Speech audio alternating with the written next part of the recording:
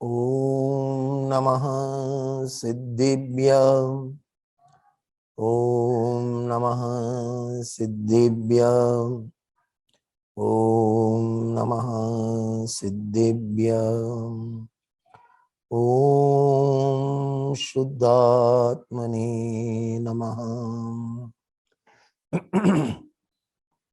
नमो अरिहन्ताणं नमो सिद्धाणं नमो आयर्याणं नमो उवज्जायाणं नमो लोये सवसाहुणं। सकल कर्मनो क्षय करी पाम्या स्वयं स्वभाव सर्वज्ञानी परमात्मने नमो करे बहुभाव।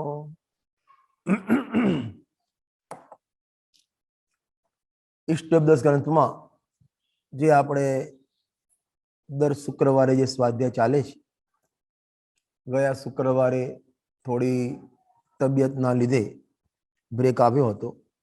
ए श्रृंखला आज आपणे फरीथी शरू करीए छीए। 21 गाथा में ध्यान कोनु करवुं, तो ध्यान जेनु थाय एने ध्येय कहेवाय। तो ध्येयनुं स्वरूप आगळनी 21मी गाथा में लोकालोकने जाणनार अनंत सुखमयी शरीर प्रमाण अविनाशी अने स्वसंवेदन गम्य आवा 5 विशेषणथी आत्मानुं स्वरूप बताव्युं। हवे पूछे छे कि ध्यान तो करवुं छे, आत्मानुं ध्यान करवुं बराबर, पण ध्यान कई रीते करवुं? समझो, पहलो प्रश्न तो ध्याननो विषय शुं? ज्यां सुधी विषय खबर ना होय त्यां सुधी एनुं ध्यान न थई शके। तो विषय 21मी गाथामां बताव्यो। हवे के जे विषय तो बताव्यो आत्मानो, पण अमारे ध्यान कई रीते करवुं?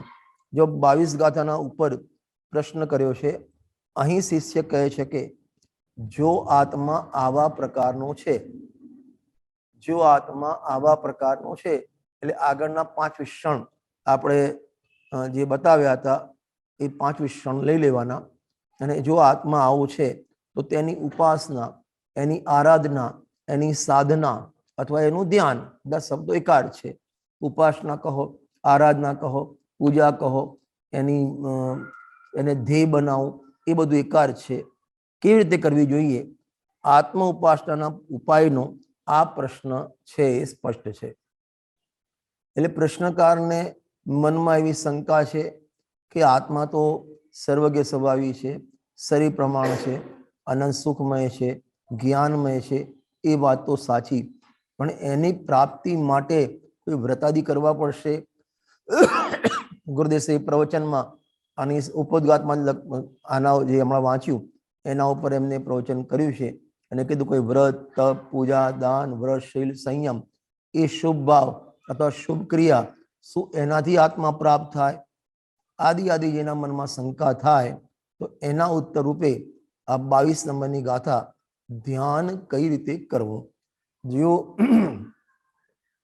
मोटा पंडितजीनी पूजा छे वितराग पूजन, अने एमां बहु सरस वात करी छे अने एमां लख्युं, हे भगवान तमे मने निधि पण बतावी अने निधि प्राप्तिनी विधि पण बतावी। फरीथी कहूं छुं, निधि पण बतावी अने निधि प्राप्तिनी विधि पण बतावी। निधि बतावी 21 गाथामां, 22 गाथामां ए निधि ने प्राप्त करवानी विधि कही ए आ गाथामां बताववामां आवे छे। गुरुदेवजीना शब्दोमां कहूं तो जेम सीरो बनावવો होय तो सीरो बनाववानी विधि होय, मैसूर बनावવું છે तो एनी विधि छे, एम અહીં આત્માનું ધ્યાન કરવું છે તો એની વિધિ છે। અને ખાસ તો આ ગાથામાં ભિન્ન સાધનના નિષેધ માટેની ગાથા છે। શું કીધું? ભિન્ન સાધનના નિષેધ માટેની ગાથા છે। બીજી ભાષામાં કહીએ તો ધ્યાન કરનાર પણ આત્મા, આત્માનું ધ્યાન કરવાનું, આત્મા ધ્યાન કરશે, ધ્યાન કરવા વાળો પણ આત્મા, જેનું ધ્યાન કરવું છે એ પણ આત્મા, અને જેના વડે ધ્યાન કરવું છે એ પણ આત્મા। આ ત્રણ વાત આ ગાથામાં બતાવી. ફરીથી કહું છું, જેમ આ વસ્તુ ધ્યાન છે અને આ ધ્યાન કરનાર છે, બરાબર, તો આ વસ્તુને ધ્યેય કહેવાય અને આને ધ્યાન કહેવાય, બરાબર. હવે કે છે આત્માનું ધ્યાન કરવું છે, આત્મા થઈ ગયો ધ્યેય, તો એનું ધ્યાન કોણ કરશે? કે આત્મા. ધ્યાન કોણ કરશે? આત્મા. સેના વડે કરશે? કે આત્મા. એટલે કે આત્મા વડે આત્માનું ધ્યાન કરે એની આ ગાથા છે. ફરીથી રિપીટ કરું છું, આત્મા વડે આત્માનું ધ્યાન કરે એની આ ગાથા છે. તમને જો થોડો સમયસારનો મોક્ષ અધિકાર મગજમાં હોય, ખ્યાલમાં હોય, તો ત્યાં પણ બહુ સરસ વાત કરી છે કે ભાઈ આત્મા અને બંધ એ બેને અલગ અલગ શેના વડે કરવા? તો ત્યાં કીધું પ્રજ્ઞા વડે અલગ અલગ કરવા. કઈ રીતે અલગ કરવા? કે બંનેના લક્ષણ ભેદથી અલગ અલગ કરવા. શેના વડે? પ્રજ્ઞા વડે. હવે પ્રશ્ન થાય, પ્રજ્ઞા વડે અલગ કર્યા પછી શું કરવાનું? કે બંધને રાગને છોડવાનું અને આત્માને ગ્રહણ કરવાનું, બરાબર છે. ત્રીજો પ્રશ્ન કર્યો કે પ્રજ્ઞા વડે જુદા કર્યા પછી એમાં આત્માને ગ્રહણ કરવાનું અને રાગને છોડવાનું. તો ત્રીજો પ્રશ્ન કર્યો, તો આત્માને ગ્રહણ શેના વડે કરવાનું? તો ત્યાં એટલો સરસ જવાબ આપ્યો છે કે જેના વડે જુદા કર્યા એના વડે જ ગ્રહણ કરવાનું. પ્રજ્ઞા વડે જુદા કર્યા તો પ્રજ્ઞા વડે જ આત્માને ગ્રહણ કરવાનું. એટલે પ્રજ્ઞા અને આત્મા કોઈ અલગ અલગ વસ્તુ નથી, એ વાત અહીં કરવામાં આવે છે. તમને અમારામાં, તમારે ત્યાં ઢોસા ખાય ને અમેરિકામાં, અમારે તો ઢોસા ખાય તો હાથથી એમ રોટીના કકડા કરીએ એમ કકડા કરે. પણ તમારે જે શું કહેવાય પાશ્ચાત્ય દેશોમાં, તમારા દેશોમાં જે શું કહેવાય ઢોસા ખાય ને તો એના માટે એક ફોગ આપે અને એક નાઈફ કહેવાય ને, શું કહેવાય, ચાકુ આપે, છરી આપે, બરાબર છે ને? બરાબર. અચ્છા, તો હવે એ તમારા હાથમાં એક કાંટો છે અને એક છરી છે. હવે એ ઢોસાના પીસ શેના વડે કરવાના? કે ચાકુ અને છરી વડે. અચ્છા, તો ચલો પીસ કરી દીધા. હવે ખાવાનું શેના વડે? કે જુદું શેના વડે કર્યું? કે ચાકુ ને છરી વડે. તો ખાવાનું પણ એના વડે. બરાબર. ખ્યાલ આવે છે ને? જેના વડે જુદા કર્યા એના વડે જ એને ભોજન કરવાનું છે. એ ઢોસાનું ભોજન, આ તો દ્રષ્ટાંતમાં એને ભોજન કરવાનું. એ રીતે વર્તમાન જે જ્ઞાનનો ઉપયોગ છે એના વડે જ્ઞાન ને રાગની જુદાઈ કરી અને આત્મા કેવો છે એ સમજ્યા, બરાબર. જ્ઞાનાનમય, સુખમય, અનંત, અસંખ્યાત પ્રદેશી અને લોકાકોશ ને જાણવા વાળો, એ લોકલોક જાણવા વાળો, આવા પ્રજ્ઞા દ્વારા નક્કી કર્યું. હવે એ જ પ્રજ્ઞા વડે આત્માને ગ્રહણ કરવાનો. આપણને પ્રશ્ન થાય કે પ્રજ્ઞા અને જ્ઞાનમાં શું ફરક છે?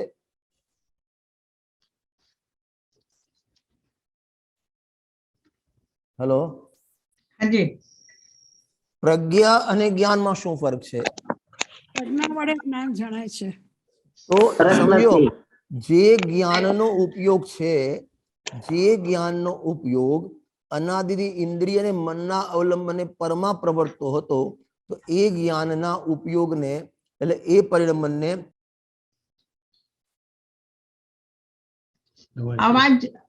અવાજ અનમ્યુટ કરજો.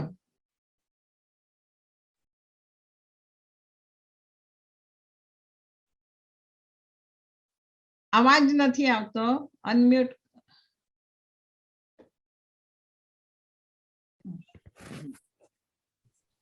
હવે આવે છે અવાજ? હવે આવે છે. હા, અચ્છા અચ્છા અચ્છા, ઓકે, ચલો. અત્યાર સુધી એમને એમ કશું આવી જ નહીં અવાજ? પ્રજ્ઞા જ્ઞાનનો ફરક બતાવતા હતા કે પ્રજ્ઞા અને જ્ઞાનમાં શું ફરક? હા, આપણું વર્તમાન જ્ઞાનનો ઉપયોગ છે એને પ્રજ્ઞા કહેવાય કે ના કહેવાય? નહીં.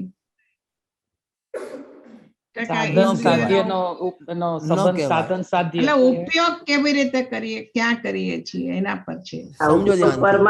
હવે એ જ્ઞાનના ઉપયોગને પરમાં લગાવ્યો, પરમાં એકતા કરી, એ થઈ ગયું ઇન્દ્રિય જ્ઞાન. એટલે ઉપયોગનો દુરુપયોગ કર્યો. અને એ જ ઉપયોગને સ્વભાવમાં લગાવે તો એ સ્વભાવમાં લાગ્યું તો એ જ જ્ઞાનને પ્રજ્ઞા કહેવામાં આવે છે. બરાબર. જેવું પેલા જે આમ બોડી બિલ્ડર હોય છે ને, આમ આટલા આટલા મોટા મોટા મસલ્સ હોય એમના, એ કઈ બહારથી માંસના લોચા લગાવતા નથી. તો આપણે એવા મસલ્સ કરવા શું કરવાનું કે આપણે આમ રોજ પ્રેક્ટિસ કરવાની. આમાં તમે કરશો ને આમાં, તો એ જ તમારા હાથના મસલ્સ આવડા મોટા થઈ જાય.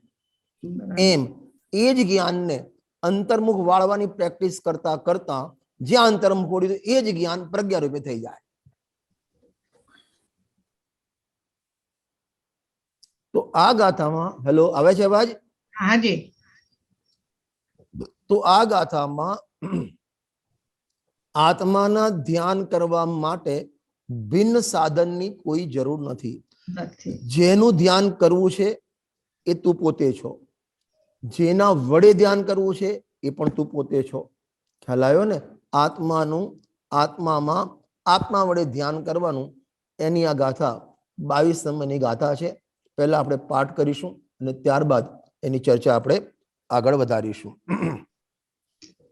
તમારા સ્ક્રીન ઉપર આવી જાય, જો તમે પણ સાથે બોલતા રહેજો. સંયમ્ય કરણ ગ્રામમ એકાગ્રત્વેન ચેતસ આત્માનમાત્મ વાદ્યાંદે એતદ આત્મનેવાત્મનિ સ્થિતમ. શું કહે છે? ગુજરાતી બહુ સરસ છે. ઇન્દ્રિય વિષયો નિગ્રહી મન એકાગ્ર લગાય આત્મામાં સ્થિત આત્મને જ્ઞાન નિજથી ધ્યાય. શરત મૂકી છે. ઇન્દ્રિય વિષયો નિગ્રહી મન એકાગ્ર લગાય આત્મામાં સ્થિત આત્મને જ્ઞાની નિજથી ધ્યાય. જ્ઞાની ધર્માત્મા આત્માને આત્મા વડે પોતાને પોતા વડે પોતામાં જાણે છે. તો તારે પણ એ રીતે કરવાનું છે. પણ એના માટે શરત છે. શું શરત? કે ઇન્દ્રિય વિષયોને નિગ્રહી. હવે ઇન્દ્રિય વિષયોને નિગ્રહી એટલે શું? આ દાખલે આ મોબાઈલ છે, આ ઇન્દ્રિયનો વિષય કહેવાય. મોબાઈલ જ્ઞાન વિષયી કહેવાય અને આને વિષય કહેવાય. બરાબર છે? સામે ભગવાનની પ્રતિમા છે, સામે ભગવાનની પ્રતિમા છે, તો એ થઈ ગયું ગે, તમે તમારું થઈ ગયું જ્ઞાન. બરાબર? તો બીજી ભાષામાં ઇન્દ્રિય વિષયો નિગ્રહી, આ બધું શું છે? ઇન્દ્રિયો. સમજ ધ્યાનથી, આ બધું ઇન્દ્રિય. સમયસારની 31 નંબરની ગાથા. જીતી ઇન્દ્રિયો જ્ઞાન સ્વભાવે અધિક જાણે આત્મને નિશ્ચય વિશેષે સાધુઓ ભાખે જીતેન્દ્રિય તેને. હવે ત્યાં જીતી ઇન્દ્રિયો, ઇન્દ્રિયોને જીતીને, જો ઇન્દ્રિય જણિદા, તો ત્યાં લખ્યું ઇન્દ્રિયોને જીતીને. તો ઇન્દ્રિય 3 પ્રકારની ઇન્દ્રિય લખી: દ્રવ્યેન્દ્રિય, ભાવેન્દ્રિય અને એના વિષય. સમજ ધ્યાનથી. દ્રવ્યેન્દ્રિય, ભાવેન્દ્રિય અને એના વિષય, આ બધાને ઇન્દ્રિય કહેવું. ઇન્દ્રિય 3 પ્રકારની, અને ત્યાં લખ્યું ગે પણ 3 પ્રકારના. દ્રવ્યેન્દ્રિય પણ ગેમાં જાય, ભાવેન્દ્રિય પણ ગેમાં જાય અને એના વિષયો પણ ગેમાં જાય. તો અહીં કહે છે ઇન્દ્રિય વિષયોને નિગ્રહી. એટલે એનો શું કરવાનું? કે કાન બૂચમાડ દેવાના, આંખો ફોડી નાખવાની, કે એમ તારે કરવાનું નથી. ઇન્દ્રિયોમાં કાંઈ કરવાનું નથી. એક વાત, આજે ઇન્દ્રિયો એટલે આ દ્રવ્યેન્દ્રિયો, એમાં કાંઈ કરવાનું નથી. જે 12 વિષયો છે ઇન્દ્રિયોના, એમાં પણ તારે કંઈ કરવાનું નથી. અને તું કરી શકતો પણ નથી, કારણ કે તારા દ્રવ્ય ક્ષેત્ર કાળ ભાવથી 12 છે, પ્રમાણની 12 છે. એટલે તારી ઇન્દ્રિયોમાં, દ્રવ્યેન્દ્રિયમાં કંઈ કરવાનું નથી, ના ભાવ એના વિષયમાં કંઈ કરવાનું છે. તો ભાઈ, તો લખ્યું ઇન્દ્રિય વિષય નિગ્રહી, કે તારો ઉપયોગ, તારો વર્તમાન જ્ઞાનનો વેપાર આત્માને છોડીને પરની પંચાત્મા લાગ્યો છે, એને ત્યાં રોકવાનો છે. ગુરુદેશે પ્રવચનમાં લખ્યું, આના પ્રવચનમાં, કે આ તો નાસ્તિનું કથન છે. આ કયું કથન છે? નાસ્તિનું કથન. જ્યાં ઉપયોગ આત્મામાં લાગ્યો તો ત્યાં એમાં જોડાયો નહીં, તો એને ઇન્દ્રિયના વિષયોનો ત્યાગ કર્યો એમ કહેવામાં આવે છે. ખ્યાલ આવ્યો ને? જો હાજી. જ્યારે સમજો 22 નંબરની જ્ઞાનની પર્યાય, સમજ ધ્યાનથી, 22 નંબરની તમે મંદિરમાં ઉભા છો એ વખતે 22 નંબરની જ્ઞાનની પર્યાય સામે સિમંદર ભગવાનના દર્શન, કે આ કોણ છે? સિમંદર ભગવાન. તો સિમંદર ભગવાનનું જ્ઞાન થયું. તો સિમંદર ભગવાન એક વાત, આંખના નિમિત્તે જાણ્યું તો આંખ 2 અને સિમંદર ભગવાનનું જ્ઞાન, પરલક્ષી જ્ઞાન. આ ત્રણમાં જે જ્ઞાન છે એ તો જીવની પર્યાય છે, દ્રવ્યેન્દ્રિય પૂતગલ પરિણામ, અને ગે જડ અલગ છે, જડ છે, બરાબર. હવે અહીં કે છે કે આપણે ક્યાં બ્રેક મારવાની? આમાં તમે સામે ભગવાન બેઠા છે, એમાં તમે કશું કરી શકવાનું નથી. આ જે શરીર પરિણામને પ્રાપ્ત ઇન્દ્રિયો, આ બધી આંખ, નાક, કાન, એમાં આપણે કરી શકતા નથી, કારણ કે આપણા હાથની વાત નથી. હવે ત્રીજું, જે વખતે 22 નંબરની પર્યાય છે તો એ પર્યાય પણ એક સમયનું સત છે, એ પર્યાય પણ એક સમયનું સત છે. એને પણ કોઈ ટાળી શકે નહીં, હટાઈ શકે નહીં, મટાઈ શકે નહીં, ફેરફાર કરી શકે નહીં. તો તમે ના ગેમાં ફેરફાર કરી શકો, ના તમે ઇન્દ્રિયમાં ફેરફાર કરી શકો, ના એ જ્ઞાનની પર્યાય એ સમયનું જે સત છે ક્રમબદ્ધમાં એનો પણ તમે આગુ પાછું ના કરી શકો. તો ભાઈ તમારા હાથમાં રહ્યું શું? તો ભાઈ ઇન્દ્રિય વિશે નિગ્રહ કઈ રીતે કરવો? તો આગળની પર્યાય, નેક્સ્ટ પર્યાય, ત્યાંથી ભેદ જ્ઞાન કરતે કરતે જ્યાં 1-2 પર્યાયના ક્રમમાં એ પર્યાયનો ઉપયોગ, એટલે એનું મુખ સ્વસન્મુખ થયું અને ત્યાંથી છૂટ્યું. ખરે છૂટ્યું એ તો કહેવાય, કારણ કે 24 નંબરની પર્યાયમાં પરમાં સન્મુખ હતી જ નહીં, તો પરનું લક્ષ છોડ્યું એમ પણ કરી દે કેવું? જે 22 નંબરની પર્યાય, 22 નંબરની પર્યાય જે પર સન્મુખ થયેલી છે તો એને તમે આગી પાછી ના કરી શકો. 24 નંબરની પર્યાય આત્માની સન્મુખ થઈ તો એમાં પર સન્મુખ છે જ નહીં, તો પરને 22 નંબરની પર્યાયમાં વિષય હતો તો પર સન્મુખ છોડ કઈ રીતે? 24 નંબરની પર્યાય આત્માની સન્મુખ હતું, ત્યાં પરનો વિષય કર્યો જ નથી, તો એને છોડવાનું કઈ રીતે? સવાલ જ નથી. ખ્યાલ આવે તમને? હાજી. જો તમને સ્થળ સમજાવું, સમયસારની 34 નંબરની ગાથા છે. સૌ ભાવને પર જાણીને પચકાણ ભાવો નું કરે, તેથી નિયમથી જાણવું કે જ્ઞાન પ્રત્યાખ્યાન છે. પ્રત્યાખ્યાન એટલે ત્યાગ, એટલે જ્ઞાન પોતે ત્યાગ સ્વરૂપ છે. સમજો, થોડું સરળ તમને કહું. તમારા અમેરિકામાં એલ્ફિલ ટાવર અમેરિકામાં આવે ને, તમારે મોટું ટાવર છે પેલું? ના, એ પેરિસમાં આવે. પેરિસમાં આવે.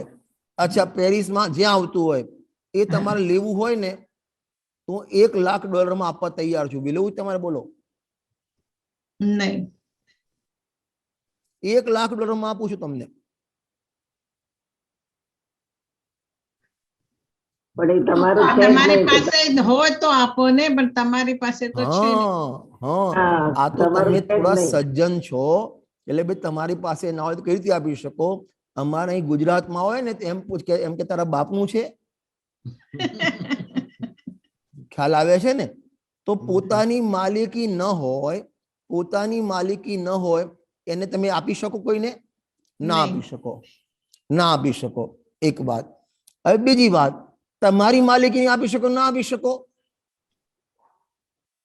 મારી માલિકીની હોય તો આપી શકું. તમારી માલિકી વસ્તુની જે પણ આપી શકીએ. ના આપી શકાય.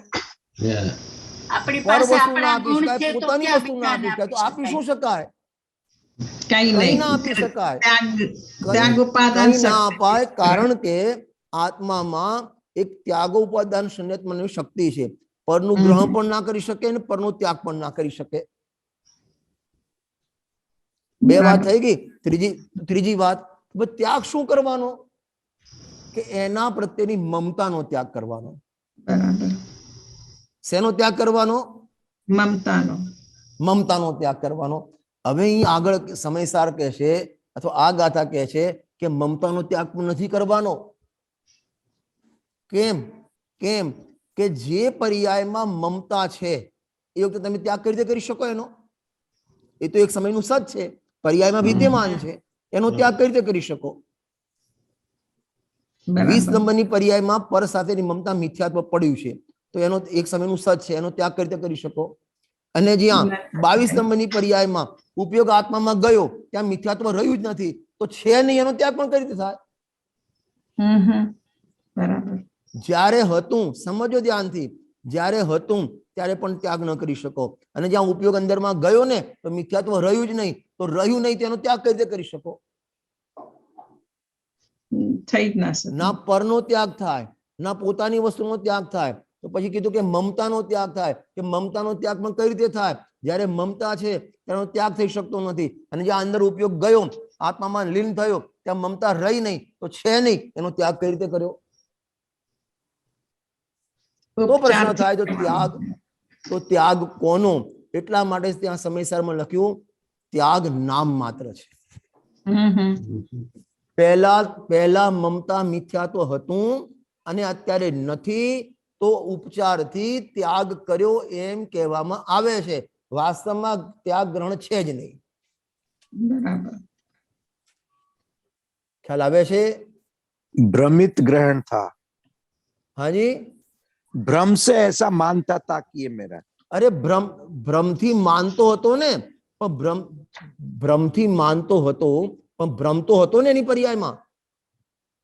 हाँ जी, હું મારી જાતને ઇન્ડિયાનો પ્રાઇમ મિનિસ્ટર માનું, તો પ્રાઇમ મિનિસ્ટર થયો નથી, પણ ભ્રમ તો થયો ને જેની પર્યાયમાં. થયો. હા, જે એક સમયનું સત છે, તો એ જે છે એને પણ તમે આગુ પાછું ના કરી શકો. અને જ્યાં વાસ્તવિકતાનું જ્ઞાન થયું તો ભ્રમ રહ્યો નહીં, તો પહેલા ભ્રમ હતો, અત્યારે ભ્રમ છે નહીં, તો ભ્રમનો ત્યાગ કર્યો, આવું ઉપચારથી કહેવામાં આવે છે. એને કહેવાય કે ત્યાગ નામ માત્ર છે. બરાબર. એમ આ ગાથામાં ઇન્દ્રિય વિષયો નિગ્રહી, એટલે જ્યાં ઉપયોગ અંદર સ્વરૂપમાં ગયો ત્યાં ઇન્દ્રિયનો વેપાર રહ્યો જ નહીં, ઇન્દ્રિયો તરફનું લક્ષ્ય રહ્યું જ નહીં, તેને ઇન્દ્રિયના વિષયોને છોડ્યા એમ કથન કરવામાં આવે છે. બરાબર. હવે જે લખે ઇન્દ્રિય વિષયો નિગ્રહી, મન એકાગ્ર લગાય, એટલે ત્યાં જે વેપાર, કારણ કે જુઓ, સમજો ધ્યાનથી, જ્યારે પણ ઉપદેશ આપવામાં આવે ને ત્યારે પુરુષાર્થની મુખ્યતાનો જ ઉપદેશ આપવામાં આવે. પરિણમન થાય ક્રમબદ્ધમાં, ઉપદેશ આવે પુરુષાર્થનો. તું તારો જે ઉપયોગ બહાર જાય ને એને તું રોક, એને તું રોક, એને તું રોક, એ ઉપદેશ આપવામાં આવે. અને સમયસારમાં 143-144 ગાથા છે. પ્રથમ શુદ્ધ જ્ઞાનના અવલંબન વડે જ્ઞાન સ્વભાવી આત્માનો નિર્ણય કરી પછી આત્માની પ્રગટ પ્રસિદ્ધિ માટે મન અને ઇન્દ્રિયો દ્વારા જે પ્રવૃત્તિ બુદ્ધિ એને તું મર્યાદામાં લાવ, તું વર્તુળ ટૂંકું કર. આદરણીય લાલચંદભાઈ કહેતા હતા વર્તુળને ટૂંકું કરો. તમને ખબર છે પેલું એક આમ ડાયામીટર દોડવાનું આવે છે ને, અમારે અહીં વર્તુળ કે એને પરિકર આમ દોડવાનું આવે છે ને, આમ ખબર છે?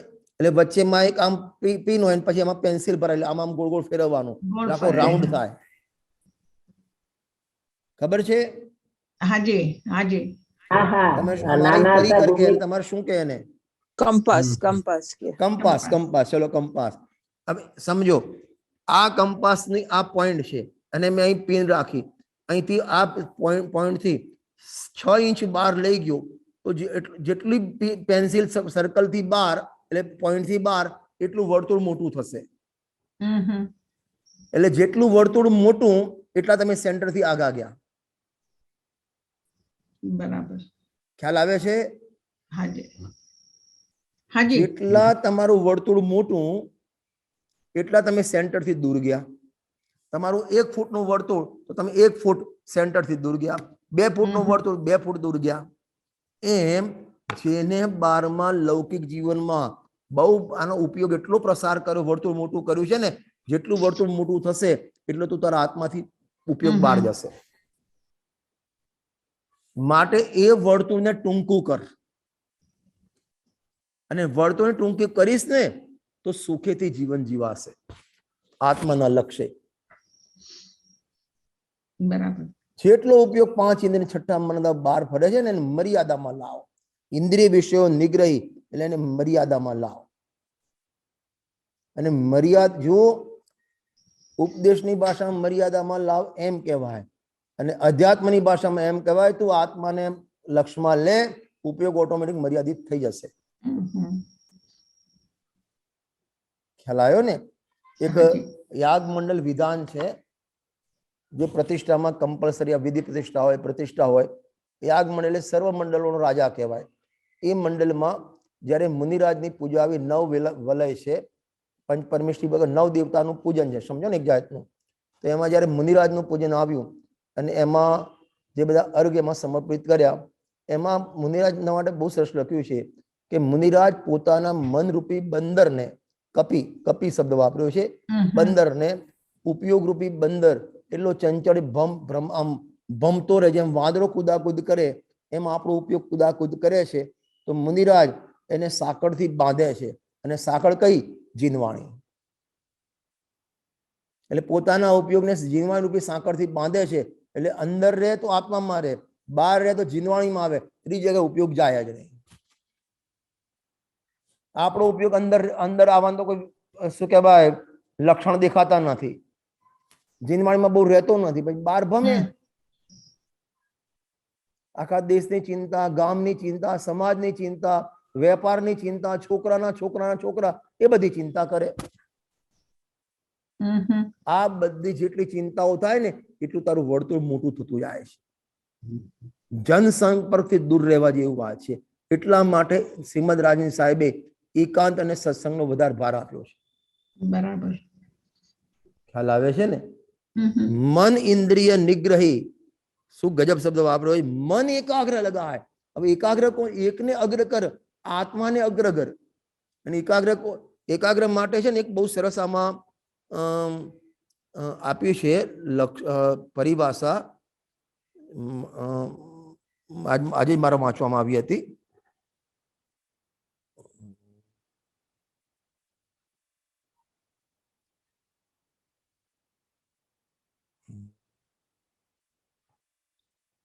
એમાં પરસ્પર પર્યાયોમાં જે એક, હા જુઓ પેજ નંબર છે 50, પેજ નંબર 50. મન એકાગ્ર લગાય, હું એનો અર્થ કરું છું. હા જો નીચો એકાગ્રતાનો બીજો અર્થ લખ્યું છે ને. હા બસ એક એટલે પૂર્વાપર પર્યાયોમાં બે શબ્દ, એકાગ્રમાં બે સંધિ વિચ્છેદ કરો, એક અને અગ્ર. એક અને અગ્ર એને ભેગા કરો એકાગ્ર કહેવાય. હવે એક એટલે શું અને અગ્ર એટલે શું?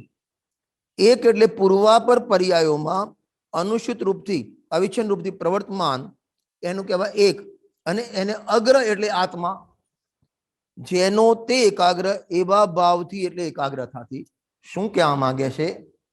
શબ્દ વાપર્યો પૂર્વાપર પર્યાયોમાં અનુસૂત, પૂર્વાપર પર્યાયમાં અનુસૂત.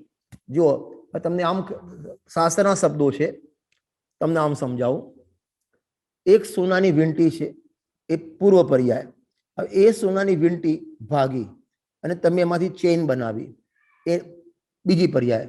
તો આ પર્યાય ને આ પર્યાય એટલે પહેલી પર્યાય વીંટી, બીજી પર્યાય ચેઇન. આ બે પર્યાયોમાં અનુસૂત રૂપથી એટલે બંનેમાં કોમન રહેનાર, એને જોડનાર કોણ? કે સોનું. બંનેમાં કોમન શું છે? બંનેમાં જોડાનું કોણ? કે સોનું. એને કહેવાય પરસ્પર અનુસૂતિ. પૂર્વ અનેક પર્યાયો ગઈ, આગળ અનેક પર્યાયો થશે, પણ એ બધામાં આત્મા જોડાયેલો કોમન, એને કહેવાય એક. અને એમાં જે આત્માને મુખ્યતાથી કરવું એને એક અગ્ર કહેવામાં આવે છે. બહુ સરસ. જો પહેલી પર્યાયમાં રાગ છે, પછી ક્રોધ થયો, પછી માન થયો, પછી રાગ થયો, પછી ખાવાનો ભાવ થયો, પછી સુવાનો ભાવ થયો, ટીવી જોવાનો ભાવ થયો, ફોન કરવાનો ભાવ થયો. આ બધી પર્યાયો પરસ્પર પૂર્વાપર પર્યાયો. પણ એ પર્યાયોમાં જોડાયેલો કોણ? આત્મા. તો એ પર્યાયોમાં જોડાયેલોમાં પર્યાયો ના જોવી ને જોડાયેલો કોણ જોવું, એનું નામ આત્મા. એને કહેવાય એકાગ્ર.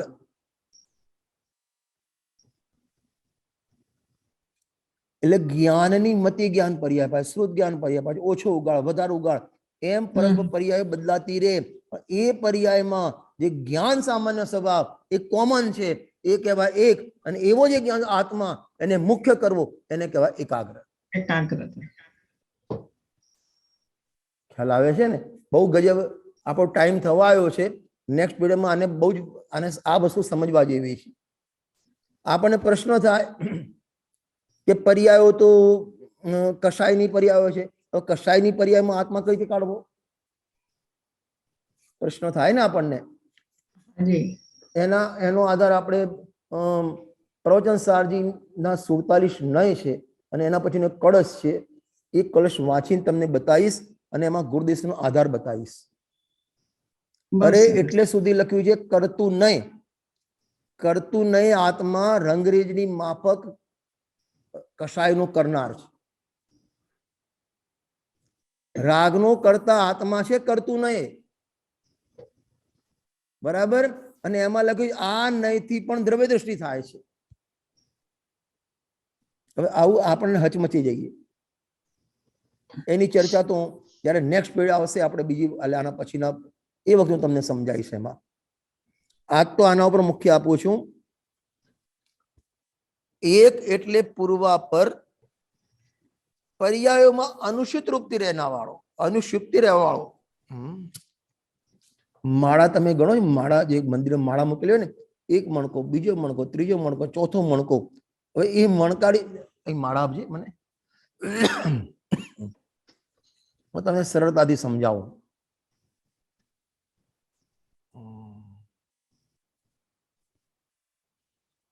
તમે આવી માળા તો જોઈ હશે ને? હાજી. આમાં તમે સફેદ દોરાની માળા જોઈ? કોઈ દોરાની માળા? નહીં, દોરો અંદર એ છે, દોરામાં જ ગાંઠ પાડેલી, દોરામાં જ ગાંઠ પાડેલી. દોરાની પણ આવતી હોય છે, ગાંઠ મારેલી દોરાની. ગાંઠ મારેલી જોયેલી છે તમે? જોઈ છે. બરાબર ને? પ્રવચન સારની 80 રૂપ ગાથામાં એ બતાવવું છે. એમાં એ દોરો જ, એ આખો દોરાને સળંગ ગાંઠ મારતા જાય. બરાબર?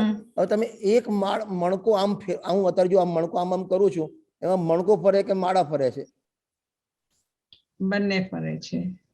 હા, મેં તો ઓપ્શન મણકો ફરે કે માળા ફરે? મણકો ફરે. મણકો એટલે પર્યાય છે અને આત્મા બી માળા જો મને બહુ શાસ્ત્ર હું ભણેલું નથી, હું તો એટલું મણકો ફરે કે માળા ફરે? માળા ફરે. પ્રવચન સામે 8મી ગાથા પકડીએ છે, જે પરિણામ થાય તો આત્મા જ કરે છે એ પ્રમાણે જોઈએ તો. અરે હું શાસ્ત્ર ભણેલો બહુ નથી, મને બહુ યાદ નથી રહેતું. હું તો સીધું બોલ, મણકો ફરે કે માળા ફરે? માળા. મણકો ફરે બે એકેય નથી ફરતા. અરે બોલો, મણકાની પર્યાય ફરે છે. હા, મણકાની પર્યાય ફરે છે. મણકાની પર્યાય ફરે ના, મણકો ફરે માળા ફરે એમ? વિચારજો, આના ઉપર વિચારજો. બરાબર? બહુ સરસ. આનું તથ્ય એકાગ્ર મન, એકાગ્ર લગાય. એકાગ્ર કોને અગ્ર કરવો એની ચર્ચા આમાં કરેલી છે. એ આપણે આવતા પીરિયડમાં જ્યારે મળશું ત્યારે એની ચર્ચા વિશેષ કરશું. પ્રવચન સામની આપણે નય પરથી લઈશું. પ્રવચન સારમાં નય પ્રજ્ઞાપન, પ્રવચન સારમાં એક નય પ્રજ્ઞાપન ગુરુદેવસિંહના પ્રવચન છે. અને એમાં તમે જે કરતા નય ને અકર્તા નય છે, ભોગતા નય અભોગતા નય, એ તમે વાંચજો. ગુરુદેવસિંહના પ્રવચન બહુ મજા આવશે. એની ચર્ચા આપણે નેક્સ્ટ પીરિયડમાં કરીશું. ओके रजनी भाई, एक आपने जो पहले बताया था ना, उपदेश तो पुरुषार्थ का देते हैं और क्रमबद्ध का क्या करते हैं? देखो, कोई भी कार्य होता है ना, गुजराती बोलू चालसे ने? हाँ, चालसे. कोई पण कार्य थाय तो 5 समवाय नियम थी होय. स्वभाव, पुरुषार्थ, भवितव्य, काललब्धि અને નિમિત્ત. બરાબર? હવે કથનમાં 5 કાર્ય થાય તો 5 એક સાથે હોય. નંબર 1, કાર્ય થાય ત્યારે 5 સમવાય એક સાથે હોય ને હોય. નંબર 2, કથનમાં એકની જ વાત આવે 5 માંથી, 5 ની એક સાથે વાત ના કરી શકાય. 2 વાત. નંબર 3, ઉપદેશમાં પુરુષાર્થની મુખ્યતા હોય. આ 3 યાદ રાખજો, એને નેક્સ્ટ પીરિયડમાં યાદ કરજો અને વિસ્તાર આમાં 10 મિનિટ જોઈએ સમજાવવા માટે, મજા આવશે, વિષય સારો છે. Okay, thank you. હાજી હાજી. જય જિનેન્દ્ર. જય જય જય.